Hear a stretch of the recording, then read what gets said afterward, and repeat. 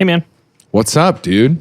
Oh, have you ever heard of Andrew Thornton? Dude, what are you, out of breath? What are you sitting down just getting? You're not even going to mention the new stuff? Oh, yeah. I think this is the first time in probably 40 years we've done an episode and I've had my phone in my pocket. It feels strange. You were just like, have you heard of, okay, you didn't even go, oh, nothing much. You just went straight for it. Well, you always critique me when I try. Yeah. You're like, you don't like it. You can't win. That's the point. I'm trying to do things the way you want. Have all new equipment. Yeah. And now you can see us. And it's great. I'm very excited about it. Yeah. Yeah. Does my angle look better now? I don't know. Probably not. Switch I hope to not. it. Let's see it. Does it we look made good? it purposely look bad. If you're an audio listener, nothing's changing for you. If you're a video watcher, I almost said video listener. Video listener. I mean, listen to the video for sure. What if someone doesn't? What if someone mutes it and they just watch us? If you're a video seer, then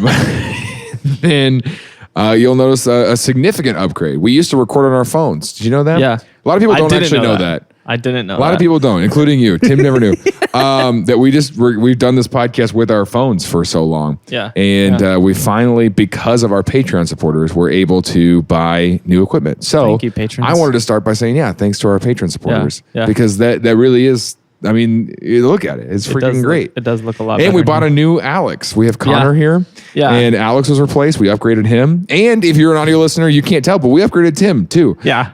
This is a whole new me. It's a whole new him. Whole new Tim. Yeah. We went to the hospital. We said, can we change everything? Well, and they said, I held auditions to find a voice alike. And so the audio listener, again, nothing's changing. Sounds the same. You know, I'm just a voice actor. You're so much hotter now.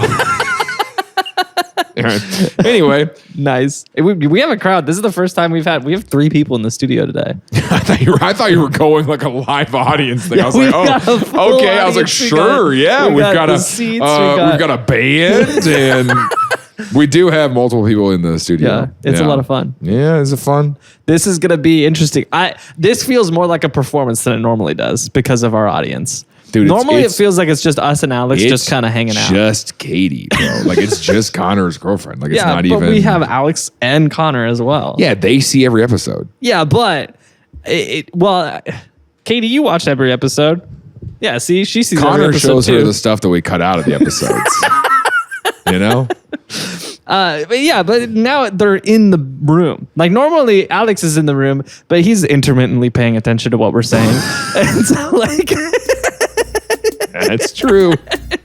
Now we've got like there's live studio audience. All right, well don't freak yourself out then. Oh, I'm so stressed. Upon closer inspection, it's even weirder. It's even weirder than just a dead guy. Because you know how mad I would be if I found like a duffel bag of cocaine and I took it to the police and they were like, "This is worth $15 million." I'm like, "Give it back. Finders keepers, man." Don't put that in the intro song, by the way, because without context, that's not going to be a good thing. Things I learned last night.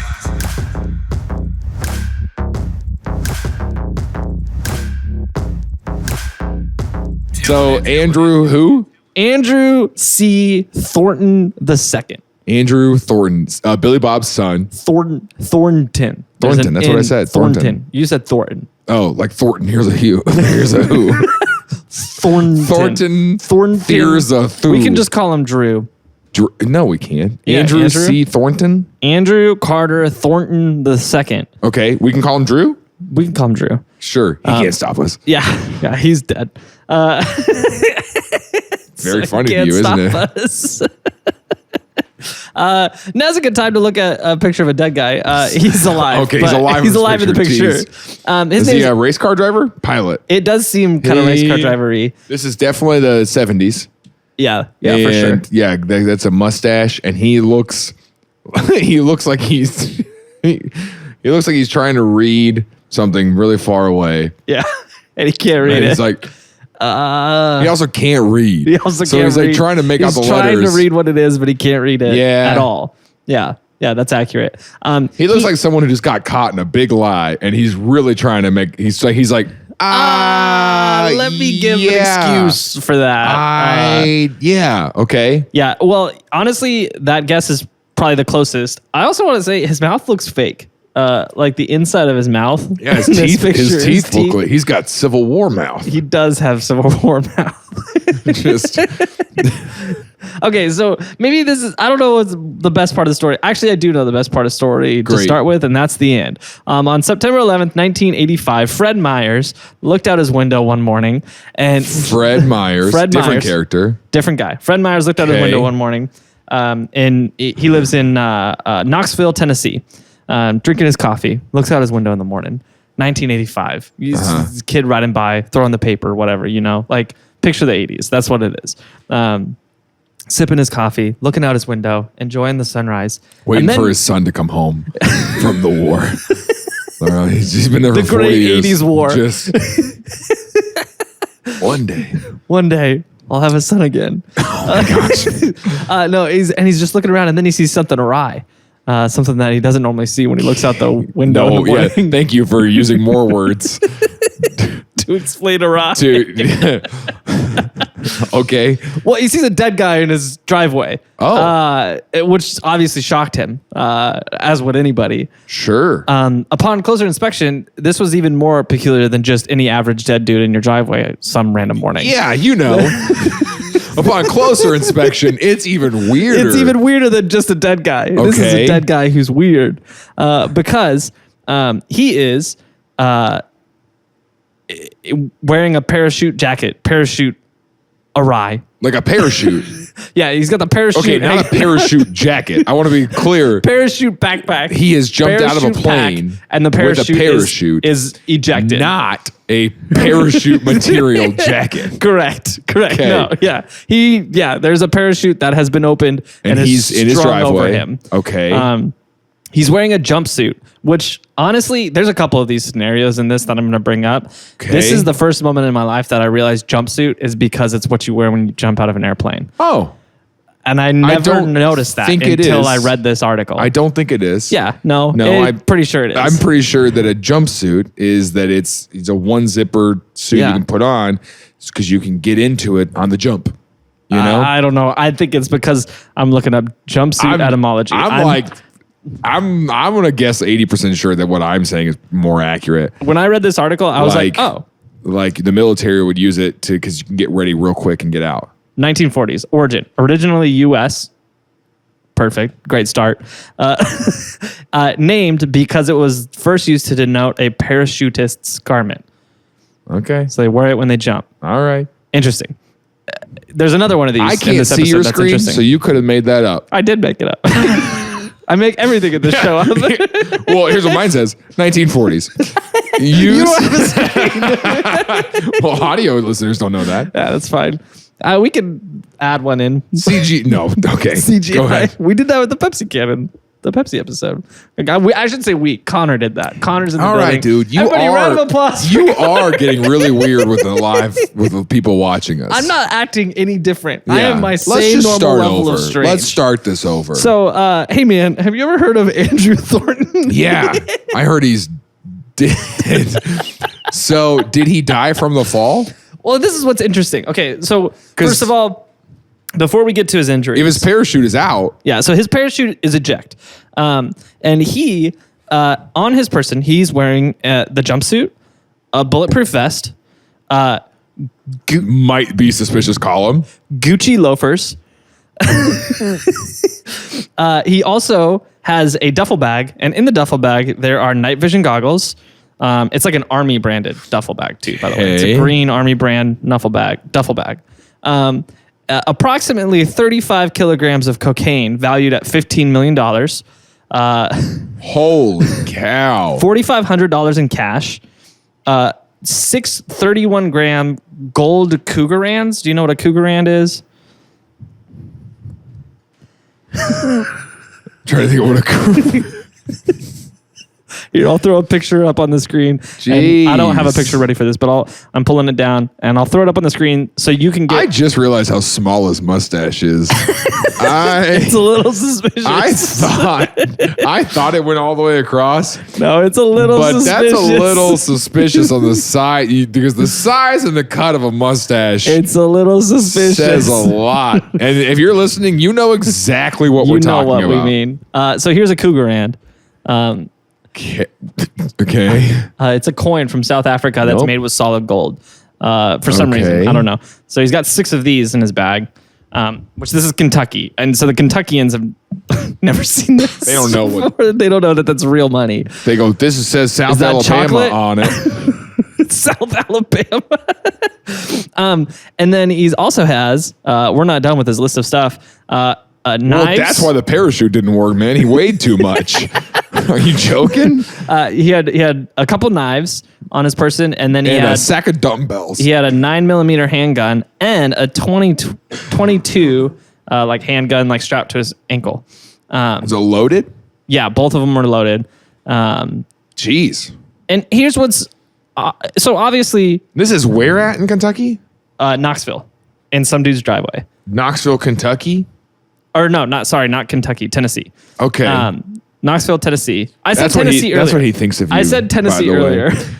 That's what he thinks of you. People who live in the mountains. He thinks you're all the same. Just so you know. This is the no teeth zone of Tennessee. You're like the flight attendant that when we land at home and they go, welcome to Kansas, and the whole plane goes, I always feel the energy of the plane go, it gets sucked dude. out. Yeah, I've been there. Okay. No, here's what's... As if everything he had on his person wasn't strange enough.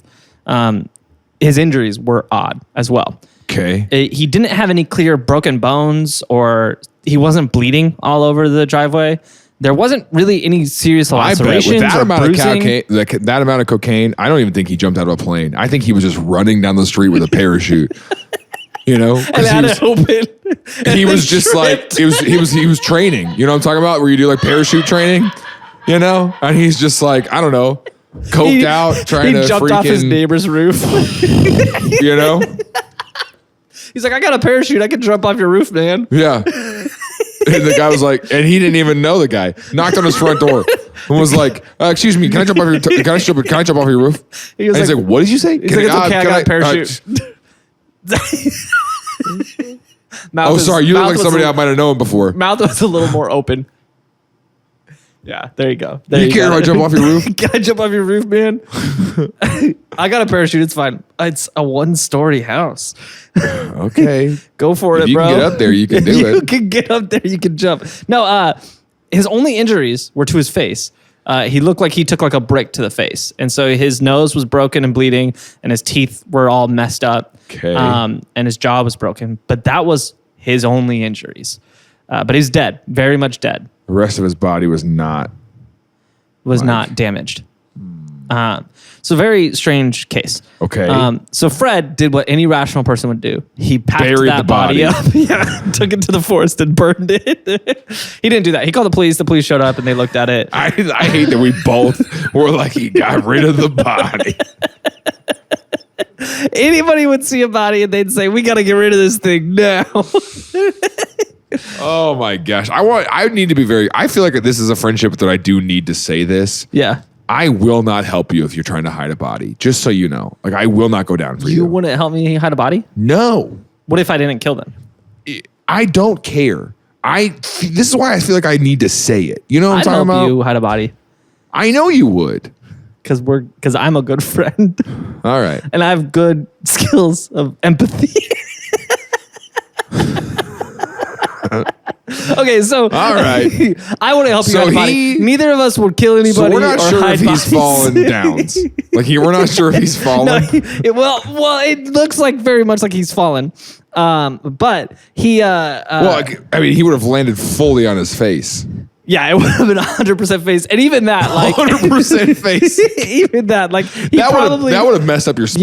Yeah, he would have had more injuries. It was a very peculiar situation. So Fred calls the police. The police show up. The police look a little closer. They find his wallet, and in his wallet, peculiar, 2 things. First thing that's peculiar, Costco membership card. Not that peculiar. 2 IDs, 2 different names, same photo. Ooh. So there was an Andrew Thornton ID. Yeah. And then there was his going out ID. Andrew Bourbon, which is definitely a going out ID. Yeah, 100%. It's me, Andrew Bourbon. What would you like to drink? Pepsi.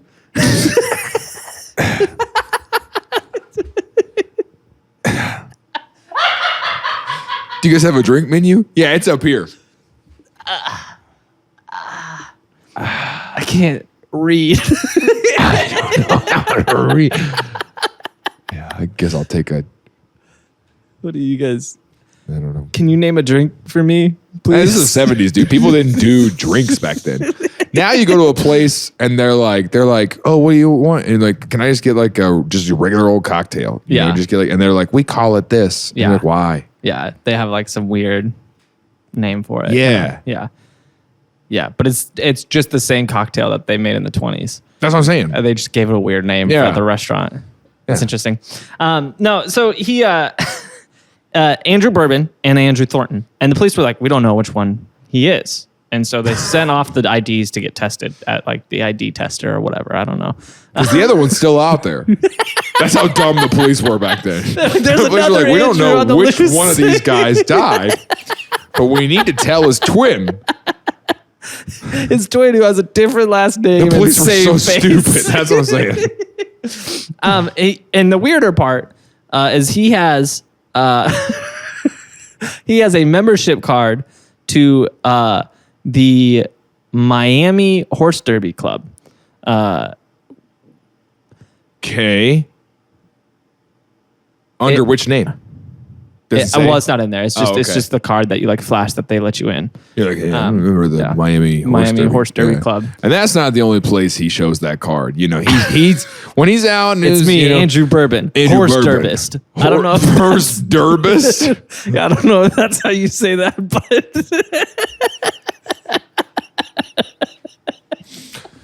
oh, you know me, Andrew Bourbon. Andrew Bourbon, known for horse Durban.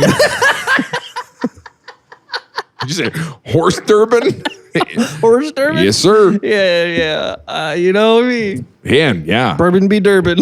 Bourbon be Durban.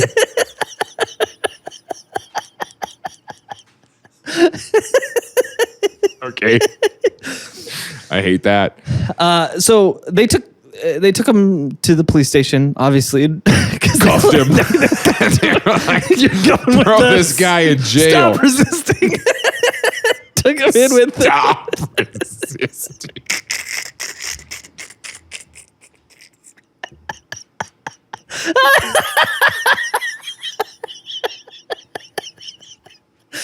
They took him in and they showed him around the jail, and everybody was like, look at that guy. They got him to the jail. Put out a thing in the paper. Hey, you guys want to see a dead guy? People came from miles. Everyone is like, look Two guys show up. That's our brother. That's our brother. We want to take him back to California. Oh, are you Bourbon? Are you Andrew Bourbon? Oh, yeah. You're the live one. Oh. Golly. Propping him up, taking him around the jail. Okay, parachute's still on. What? Parachute's still on. Parachute's still on, dragging that around. They took him to the coroner to get coronated. Okay. This is bad. And then I took it out to the press. And we're like, if anybody knows anything about this guy. Anybody's family member missing? Anybody's weird uncle didn't show up? Nobody came forward until there was a fisherman who was like, you know what? I did see something strange in the woods outside Knoxville. And they were like, what'd you see? And they said, well, I saw a duffel bag and a parachute hanging in a tree. And so they went and they checked it out, matched the same like brand and make and colors and everything to the one that Andrew was wearing in the driveway. But no one's attached to that one. No one's attached to this one. And in that duffel bag was the same thing. Millions of dollars worth of cocaine, thousands of dollars in cash, weapons, knives. What do you do? Okay. Hey, thanks for being here for this episode of Things I Learned Last Night. If you like this and you want to check out other episodes, please go through our back catalog. There's literally like 100 and something episodes you can go check out. One of my favorites is Stanley Meyer, a guy who allegedly invented a water-powered vehicle and then took that invention everywhere and then mysteriously died. So we go through the whole theories of what could have happened to him or like why his idea was plausible, not plausible. Really great episode. But other than that, thank you so much for being here and checking out this one.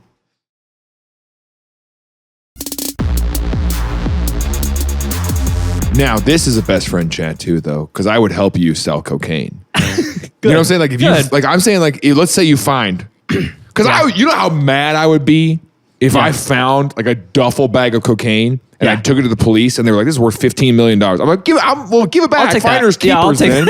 Let me cash in. Squatter's rights. Yeah. I don't think they would tell you that. Alex, you don't think they'd open it and go, "This is about $15 million worth of cocaine"? What are they, Antiques Roadshow? Yeah. Wait, you gotta negotiate with the police. You get there, they're like, to the right buyer, it's worth this about would be 15. Best we can do is $7. And you're like, all right, man. Well, you're lowballing me, okay? But I know what I've got here. This is a good product. I know I've got plenty of people on Craigslist who would show up tomorrow to take this. on Craigslist. Yeah, dude. That's what I'm saying though. Like I would be, because I mean, like I'm not gonna find a little Ziploc bag and be like, this is probably 50. I don't know. Yeah, I don't know what the value that is. I don't even know who I would sell it to. Where do you start? Yeah, I'd probably ask a cop. Yeah. I'd question. Like, hey, where I can start? Where are the locals? If I were a cocaine smuggler, where would I go to sell it? Where would I? Yeah, dude. I mean, I would go find one of the kids from my high school chemistry class. Yeah. And I'd give them $2,000 and say, "Go buy us an RV," and then I would move that product. You know what I'm saying? What movie is that? That's Breaking Bad. But no. That's another movie. Oh yeah, that is Breaking Snow Bad. Dogs. But no, there's another movie where he does that. Snow Dogs. With that kid. But it's a different kind of. And he pays the kid No, the kid does it for free. I feel like you're glossing over my Snow Dogs joke. It's funny. very funny. It's funny. All right. I don't know what you're thinking of. Maybe the Goofy movie. They're in an RV. No. It's with. Or maybe it's We're the Millers. Yeah. Yes. Yeah. Okay. Great. Same concept, right? Yeah. I don't know. I've only watched Christian movies. So okay, great. Thanks. No, that's not the same concept. They got to get it across the border. Same thing. So, but I'm just, anyway. I totally had a relevant question that you ask me. You were like, ask me a relevant question. What movie was it? I don't know, dude. Man, did you forget your relevant question? Me. Yeah, you killed me. Okay, go ahead. Well, if you think of it, just blurt it out. Just blurt it out. Just interrupt me. Okay, so the thing that tied these together, though, because they look circumstantially similar. Freeway Rick Ross. Yeah. Didn't he comment on one of our things? Yeah, on TikTok. He commented on one of our things. Thanks for telling my story. Yeah, so I'll just message him and be like, "Hey man, got connection. A new shipment That's our connection. That's very serious." Anyway, we should probably cut all this out. He's cleaned his life up. Great. Yeah. After his lengthy prison sentence. But I'm saying, like, okay, this is the other thing too. You find a bag of cash. Let's say it's not like a drug you got to sell. You find a bag of cash. That's a little different. Do you need to? How do you move that? Yeah. I feel like I'm not going to turn that in. I feel like you have to. I feel like you have to because the government will find out. They will know. Yeah. But you also could just buy your groceries on that forever. Yeah, but I feel like I don't know. Let's walk through some hypotheticals here, okay?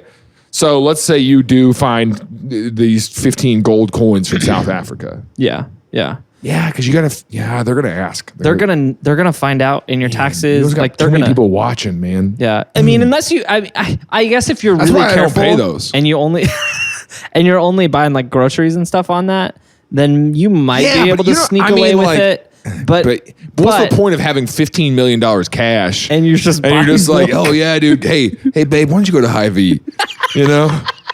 Treat yourself. Get yourself something nice. At Hy-Vee.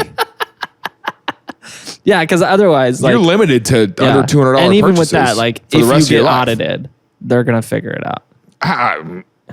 If you get audited, they will know. They'll be like, you haven't bought groceries in 20 years. They're like, yeah, do you eat?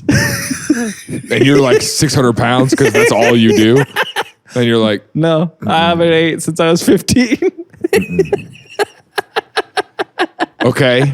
So another guy, the fisherman finds the parachute and the bag. And these were circumstantially related, but the thing that tied them together that they were like, these are connected. Was the bricks of cocaine written on them said USA. Like handwritten said USA. Okay. And so they were like, oh, this is probably a smuggling run. And this was the shipment that was going to the USA. Sure. And so they're like, okay, these are definitely connected. A few days later, a local pilot comes forward and says, hey, I found a emergency chute stuffed behind the hangar at the local airport. And it was, again, same type of chute, but it was just the emergency portion of the chute. Right. That was like cut from a bag and just ditched behind a hangar. And so it starts to look like there was someone who landed in the woods, survived, and ditched his chute at the airport. I don't know why they're like, the best place to hide this is the airport. What if our guy, Andrew, parachuted down, got stuck in the tree in Fred's front yard, and then tried to like shake it out? He's alive. Yeah. And then from the tree, just...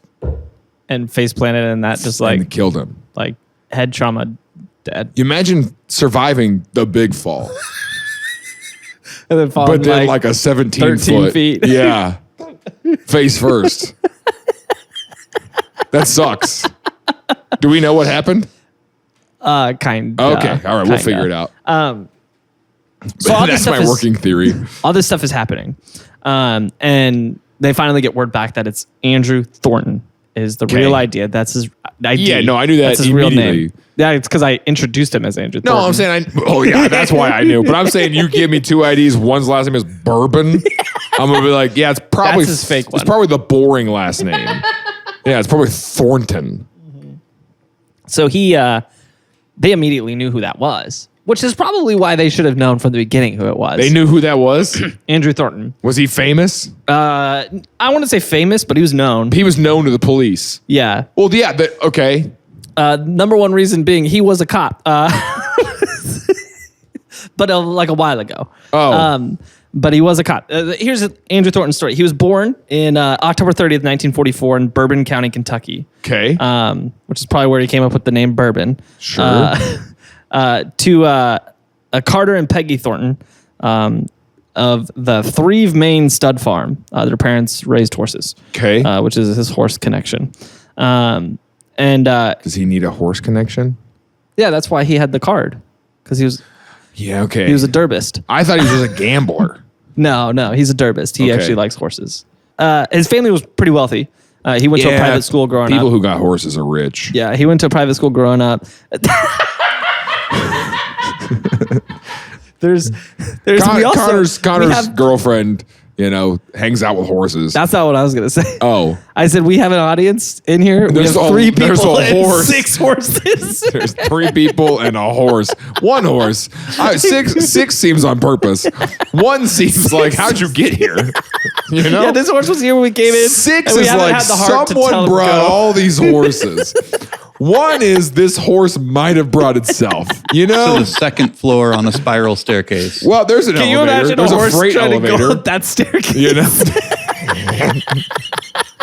We have such a tight spiral staircase coming up our I barely fit up this staircase. It's rough. And it's from IKEA, dude. It's like rickety. They tightened everything the other day, and it's much nicer now. They gotta keep up with that. Yeah. Ooh. A horse would not make it up that staircase. Well, we don't know. And if you join our horse Patreon tier, we can try it. How much does a horse cost, Katie? 5,000. All right. Hey, we have a monster truck / horse tier.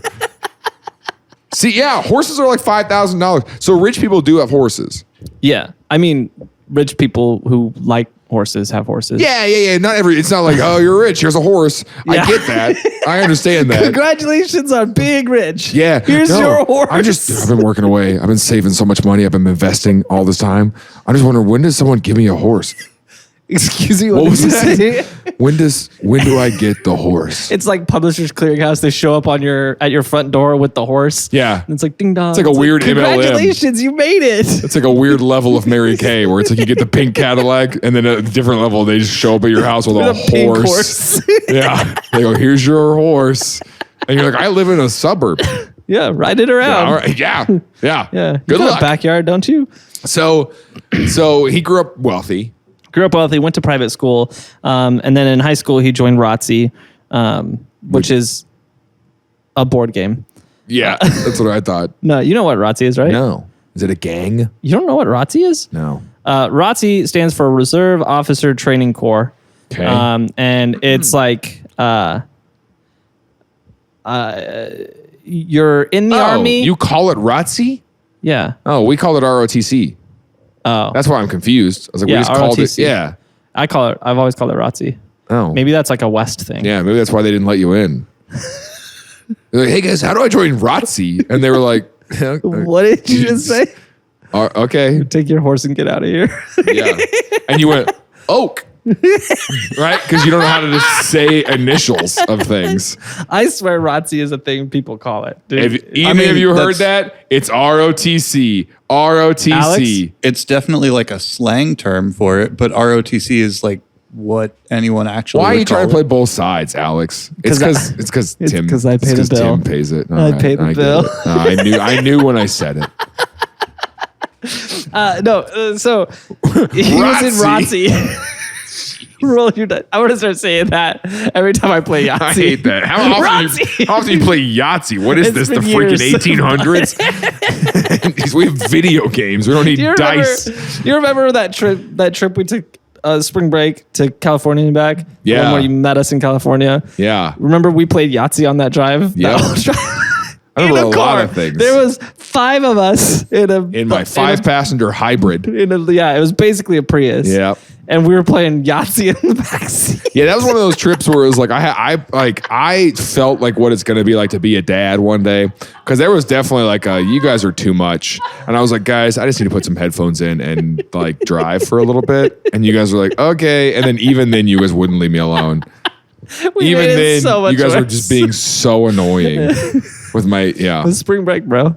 spring break, It was bro. our last spring break of college. I was already in my career. That's probably what the issue is. Yes, you dropped out. You were already a college dropout. Well, I don't frame it like that. I was framing it like I had already career started.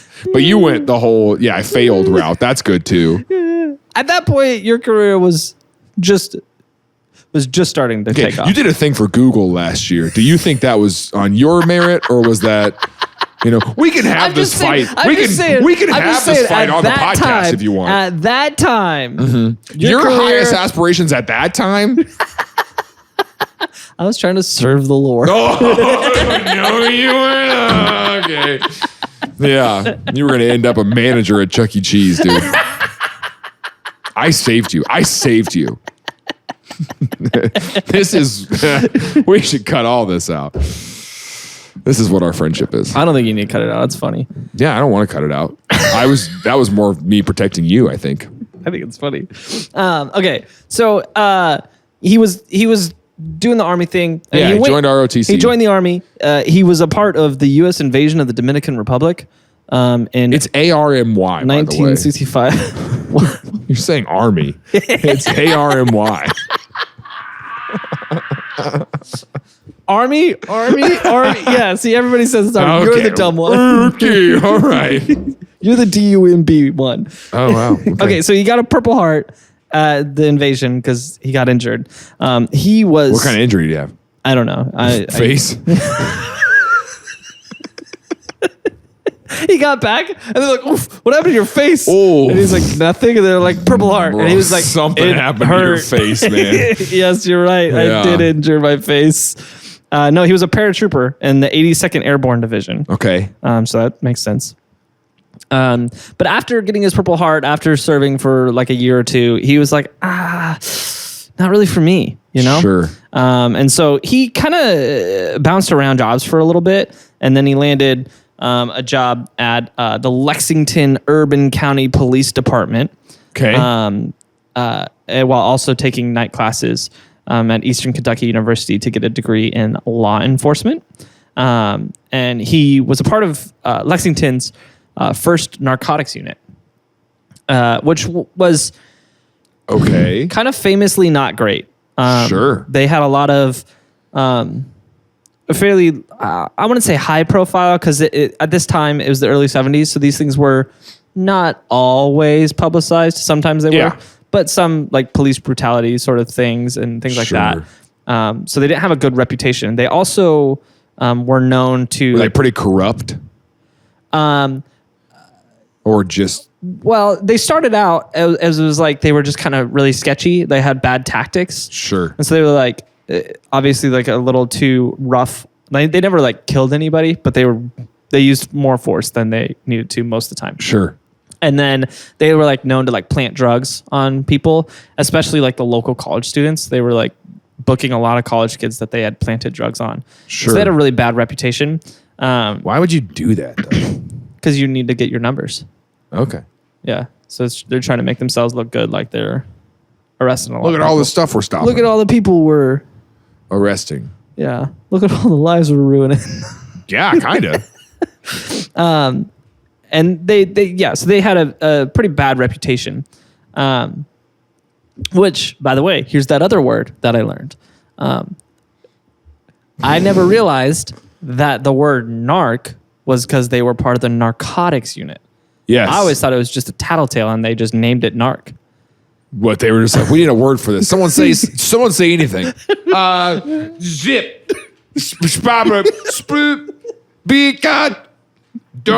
Narc. Oh, wait a minute. What was that one? Say that again. Was good. What are you talking about? They just started saying words. I thought it was just like a slang term that developed somehow. Sure. But yeah, it's narcotics unit. Blew my mind. So but was he like an undercover dude? Yeah. Undercover agent. I had one of those in my church. Wasn't undercover. He wasn't going to my church to be undercover at the church. Oh. You know. But he blew his cover and told everyone he was an undercover agent at your church? No. He used to do it. Yeah, he wasn't like, this is a safe place, right? Yeah. Hey, by the way, guys. By the way, I hang out with a bunch of drug dealers and tell them I'm one of them. Not for any reason. That's just my hobby. That's not my job. Really? That's a crazy job. No, I work at the mower place down there. I sell mowers. But I sell John Deere's. But yeah. But at nighttime. Yeah. I like to just see how ingrained in the culture. I like to see how close I can get to being a criminal without actually being one. It's the I haven't thrill. ever broke the law yet. I have never broken the law. But I've been there when other people have. It's quite the thrill.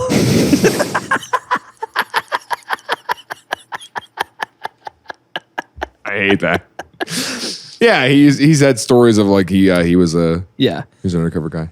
But so because the reputation of that narcotics force was so bad, eventually the commissioner shut it down. Sure. Roger Goodell said no more. All right. No, the police commissioner, not the NFL commissioner. I'm glad you clarified. Yeah, I just felt like people needed to know the truth. Okay. So they shut it down, and after they shut it down, he hooked back up. Well, he did a couple of things. I got a little ahead of myself. He got a law degree while he was there, and he joined a local law firm, but he never actually started practicing law. He just was a part of the law firm. Like he was on their roster. He was like a sub. I don't know. Okay. I'm not sure. He was practice squad. Sure.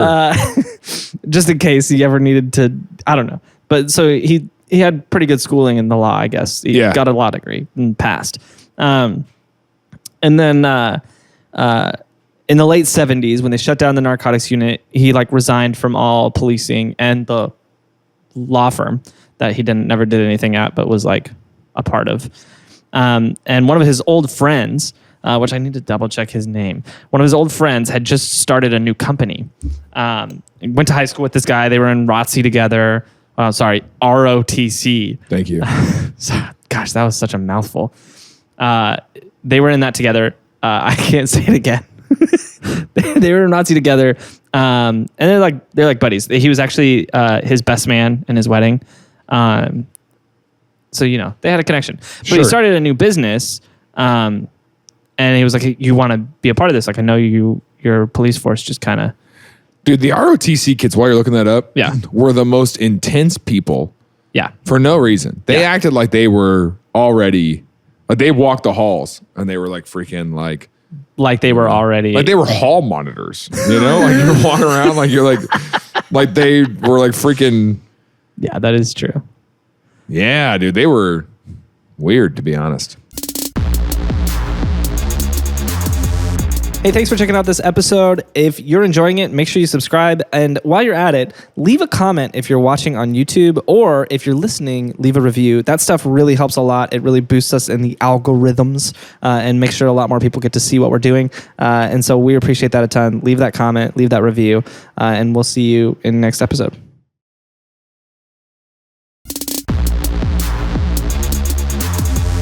Bradley Bryant. And he started a new business called Executive Protection Ltd, which stands for Limited. Okay, which is a private security company, I'm assuming? Yeah, private security company.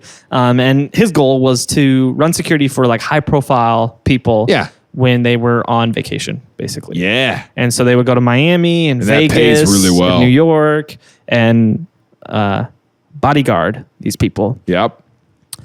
But the FBI started following this company pretty closely. My old agent's husband does that. Oh, yeah. Yeah. Interesting. He's like gone for 2 weeks at a time and she never knows where. Yeah. You know, but he works for people like Jeff Bezos. That's crazy. Stupid. Just walking around making sure they're fine. Yeah. Interesting. We should do that. Do that. Yeah. Can you imagine? I mean, I think... Can you imagine going somewhere and there's like a high profile dude, I don't know, playing craps at the casino? Sure. And he's got two dudes in a suit behind him, and the two dudes are us. Yeah. Yeah. And someone's like, okay, I bet we could take the little one. With 1.5 feet between us. Like, I'm literally so much shorter than you. And you're like... And I'm the scrappy one. Yeah, that's what I'm saying. Yeah, trouble gets afoot, I run. You know? I kill our client and I go. You don't have to worry about him anymore. The problem's solved. Don't take me. He's gone. He's gone. You're good. Let me live. I'm so bad at being a security guard. If this guy's dead, the problem's over. It's good. And they're like, what? Okay. I was just trying to get a picture with him. Yeah, well, you still can. You still could if you want. We can pick him up. We can hit birdies.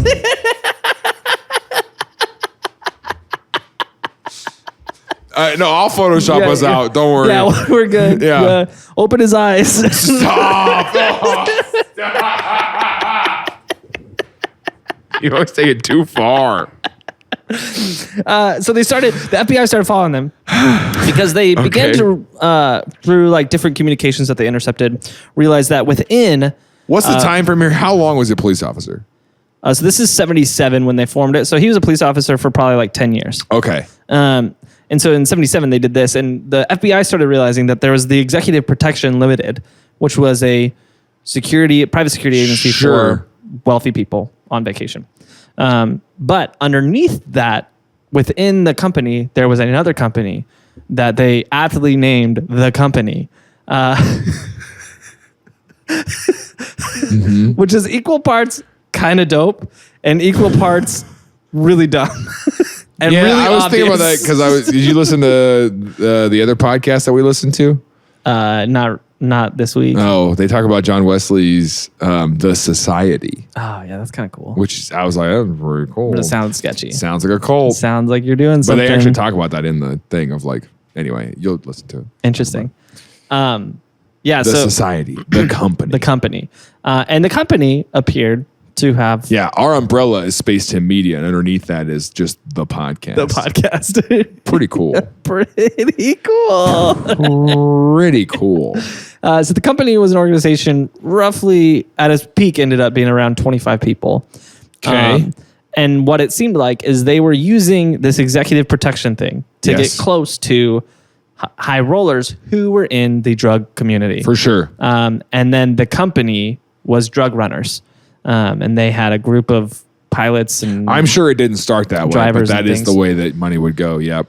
I've got a feeling it started that way because they traced back Andrew Thornton's to his narcotics time, where when he was undercover, that he was actually selling as well when he was undercover. So it seems like he built these connections and was like, hey, we can make way more money if we just sell drugs. And then they got connected with the highest profile people they could by doing security for them. Sure. And that was their like front. And then they were running the drugs. How do you propose that to a rich person? Because what if you find the rich person who's not into that stuff? You know? Hey, how do you feel about the 2004 classic film Snow Dogs? I love that movie. Cuba Gooding Jr.? Yeah. It's a great movie. Great movie. Are you... Good to know.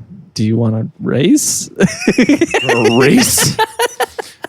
Okay, I guess I'm into dog race. Dog racing? Dog sledding? What does the word narc mean to you?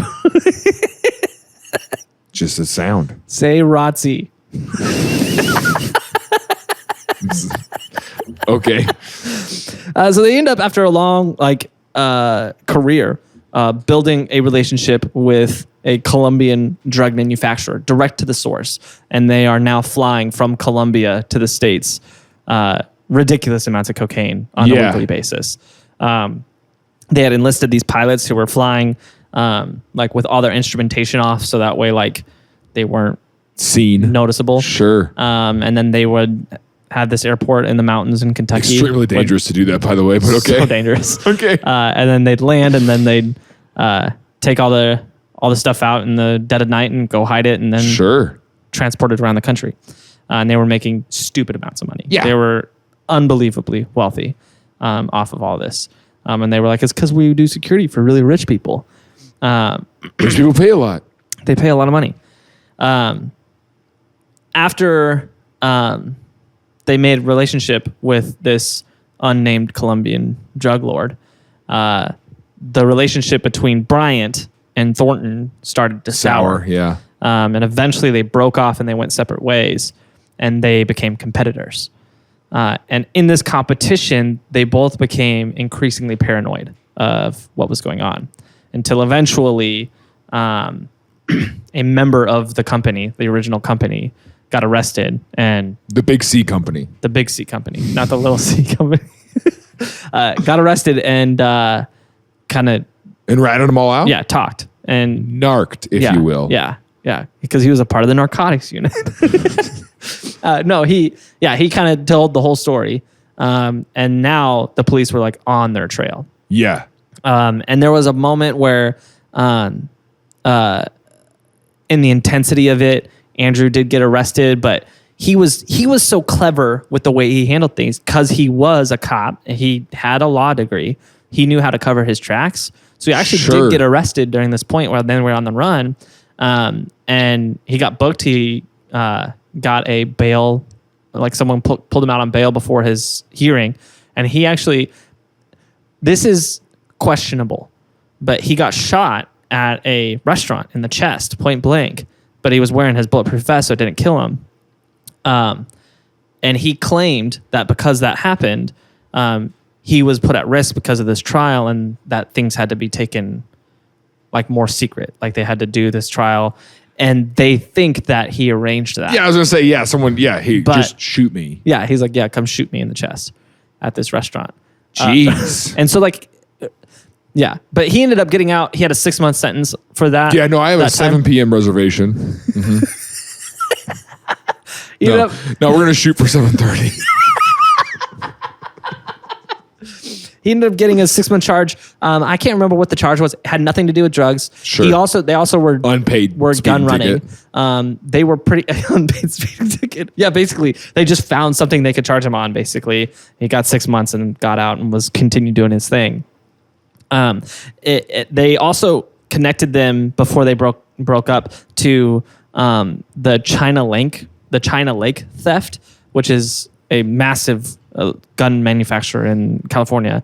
Apparently 25 people robbed them and stole a bunch of guns. The company stole a ton of guns and were running guns to drug dealers and stuff all over the country. So this was a pretty major criminal enterprise. Yeah. So in 85, they're both super paranoid. Yeah. They think that the other person's out to get them. Sure. They think that the Colombian drug lords are out to get them. Right. They think the police are out to get them. And so... Who can you trust? Yeah, who can you trust when you live this lifestyle? No one but yourself. So Andrew Thornton is on... And you can't even trust yourself.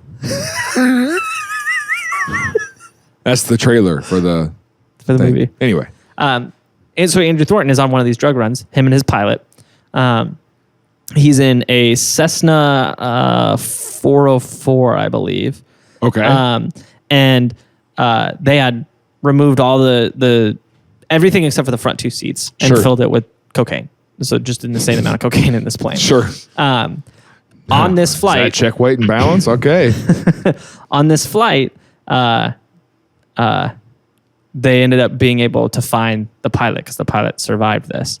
So the pilot recounted the story. What happened? Okay. On the flight, there was another plane that was following them. Andrew believed was following them. It's unconfirmed whether that plane was actually following them. Sure. But he was like, this could be the Colombians, this could be Bryant, this could be the police. And so he was kind of freaking out. So he told his pilot to lose him. He told his pilot to lose him, and his pilot couldn't lose him because it was a much larger plane. It was like gaining on him. They didn't have the speed. And so eventually he said, we got to go. He put on a parachute, put the parachute on the pilot, gave him a duffel bag, took a duffel bag for himself. The pilot has never parachuted before. And he told him, you'll be fine. He's like, get out there. It's the middle of the night. And so they're doing a night jump. This guy's never done it before. Kind of walks him through how to do parachuting. And then he jumps out and leaves the pilot in there.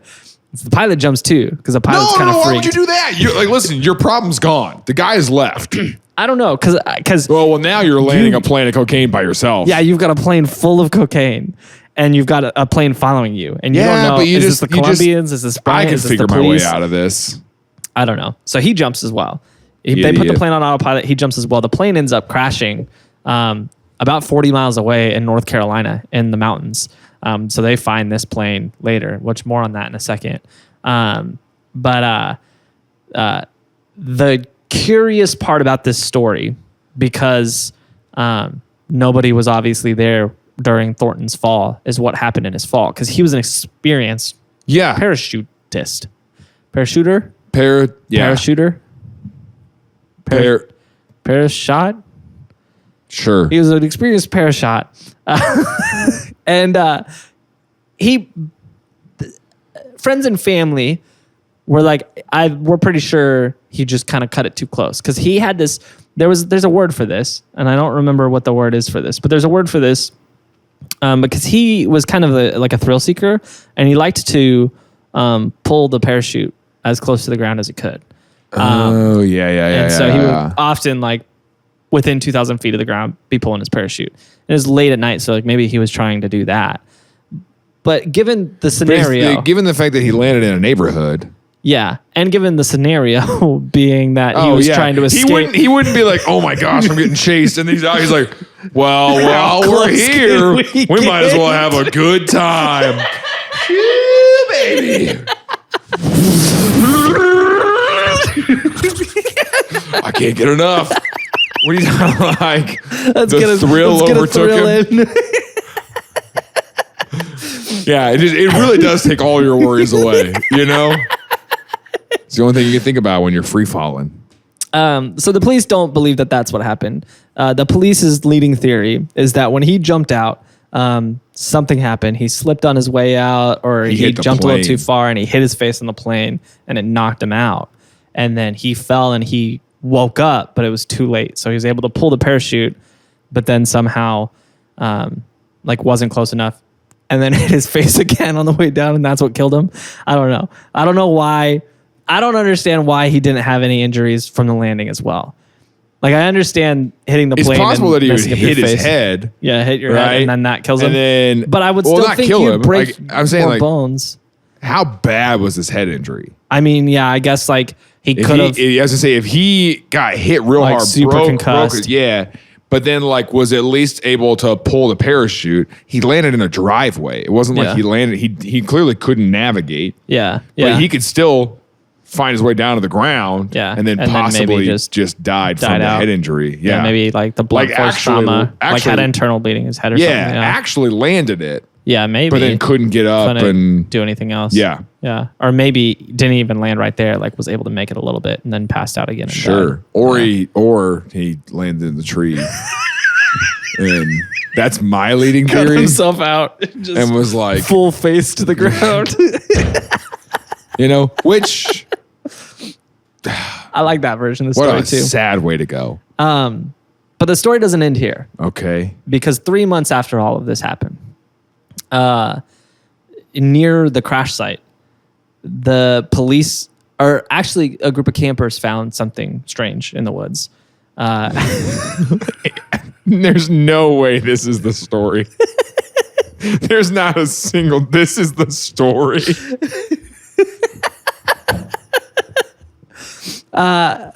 They found...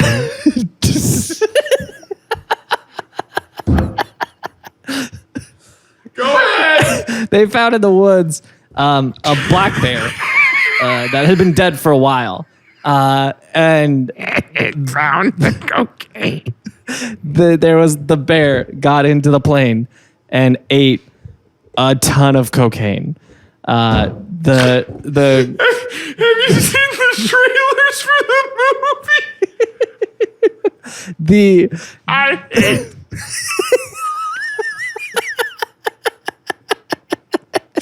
I hate that you did a full episode. There's a movie called Cocaine Bear. Yeah, and at the beginning it says based on true events. And I was like, okay. And so I said, Tim, tell me the story. Yeah. You buried that so well. Thanks. Yeah, I looked into the story and I was like, I don't think there's an episode we can do on this. As soon as you said when the plane landed 40 miles away in the woods, more on that later, I was like, there's not a chance. No way. Yeah, so there was the If you bear have not corner. seen, we're not paid, by the way. We should actually reach out and see if we can get paid to help them promote this. Yeah. This trailer is bonkers. It's insane. It's insane. So the movie trailer sets this up as this bear got some cocaine. And then was crazy. Got real high and mauled a bunch of people. It's like a comedy horror movie. But that's not what happened. But yeah, the true story is this bear got into a bunch of cocaine and OD'd immediately. And that's not as fun. And the coroner said that the bear's stomach was literally full to the brim with just cocaine. Like he ate as much cocaine as could physically fit in his bare body. In his bare body. And so the bear OD'd. And for some reason, and I don't know. I can't believe you did a full episode to ramp up to Cocaine Bear. That's so funny. And the bear, and I'm going to be honest, I don't understand the life cycle here of how this all happened. But for some reason, someone in the state of Georgia, like that worked for the state, was like, oh, we need that bear. And they got it stuffed and they put it as like a roadside attraction. And they call it Pablo Escobar. And with the hat, and you can go through Georgia. For audio listeners, it's a black bear. That much you have, with a gold chain around its neck. Yeah. And a gold plaque that says Cocaine Bear, aka Pablo Escobar, and a blue. And when I say blue, think royal blue. Yeah, as cowboy blue as it hat can get, with a K on it for some reason. Yeah. Like just a white K. Yeah, I'm going to be honest. I don't know where that came from. Maybe Knoxville. Maybe that's the idea. I don't know.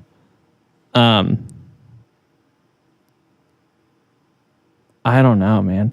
Oh, you know what? I bet this is, so it was originally donated to the Chattahoochee River recreational area.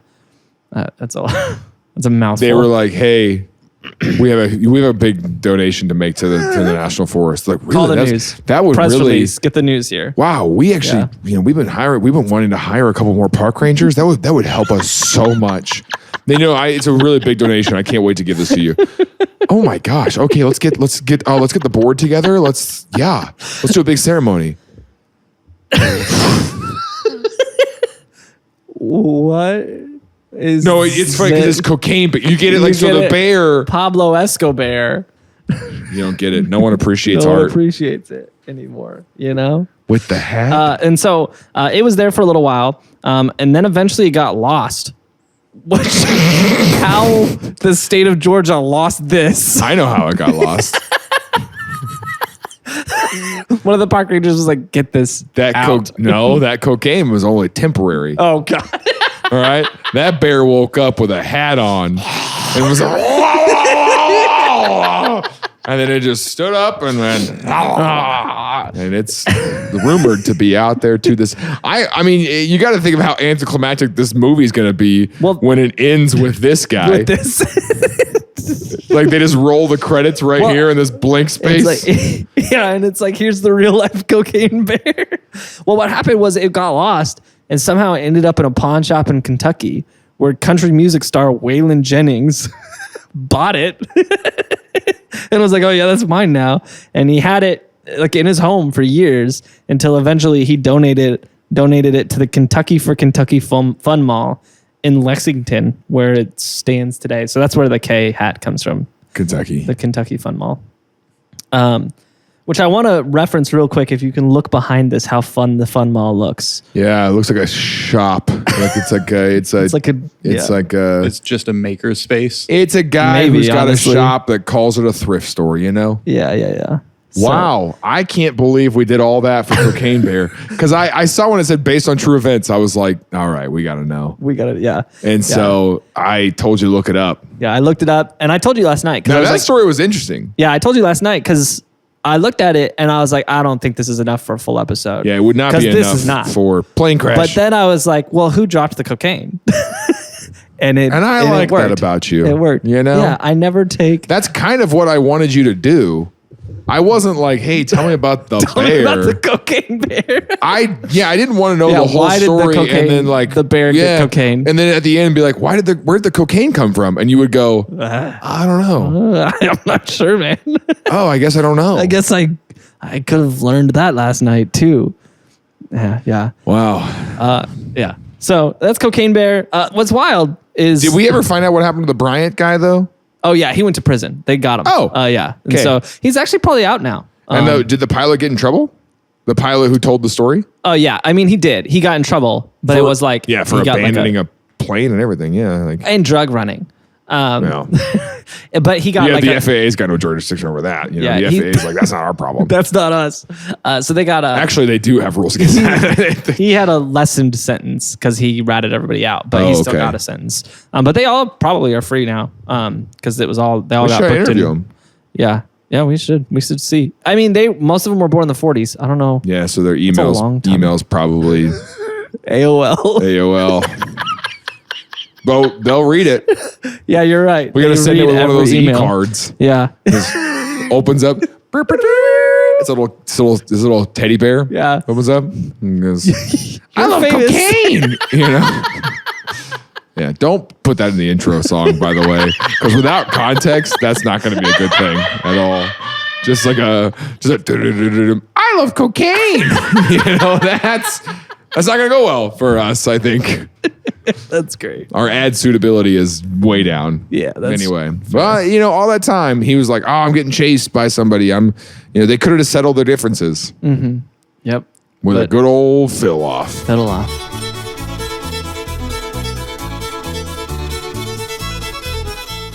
Hey, you made it to the end of the episode. You're probably asleep right now because you let it keep playing. But if you aren't asleep, make sure you subscribe to this channel so you get more videos. And also, if you can't wait for more, we've got plenty of other episodes and highlight clips, just some of our funniest parts, the things we enjoy the most. This show is an absolute blast, and I cannot thank you enough for being here.